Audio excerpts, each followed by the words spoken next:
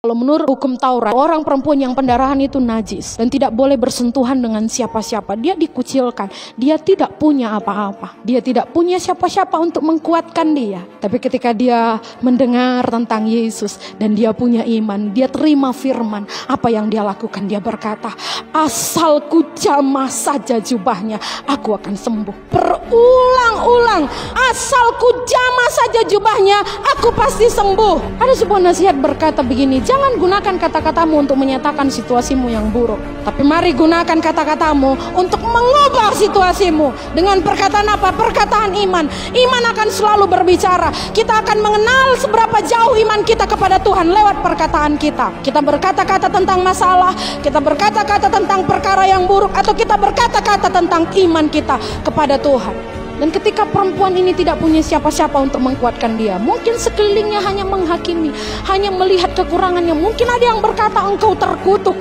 12 tahun. Itu bukan waktu yang singkat, dan itu penderitaan yang sangat luar biasa.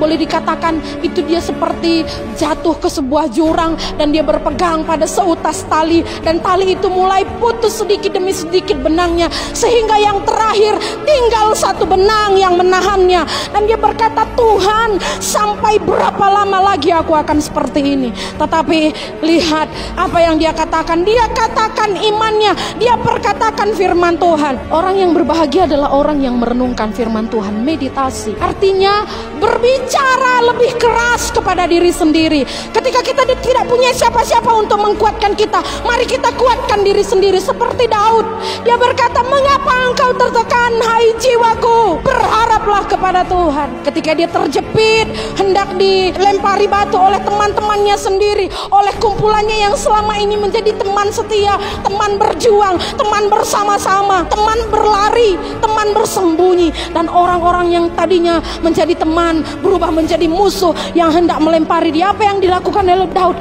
Dia mengkuatkan kepercayaannya kepada Tuhan. Seperti itulah contoh bagaimana berpegang kepada janji Tuhan. Walaupun kita tidak punya apa-apa, tidak punya siapa-siapa, Tuhan melihat. Dia berkata, aku tahu segala pekerjaanmu, aku tahu kekuatanmu tidak seberapa, tapi engkau menuruti firmanku. Maka apa kata firman Tuhan?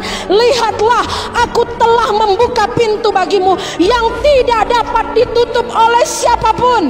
Kalau Tuhan yang buka, tidak ada yang dapat tutup. Jadi kita tidak takut kalau pintu tertutup, kesempatan tertutup. Jangan takut, puji Tuhan. Ada pintu yang lebih baik, ada peluang yang lebih baik. Tuhan sedang mempersiapkan kita untuk naik level yang lebih baik, naik tinggi. Tidak semestinya posisi, duit, harta, dan lain sebagainya. Tetapi ketika kita naik lebih tinggi dan ada di tempat di mana Tuhan melihat, dan kita memiliki perspektif ilahi, maka kita melihat segala sesuatunya seperti Tuhan melihat. Maka ketika kita melihat pintu tertutup, kita tidak takut karena kita tahu Tuhan pegang kuncinya.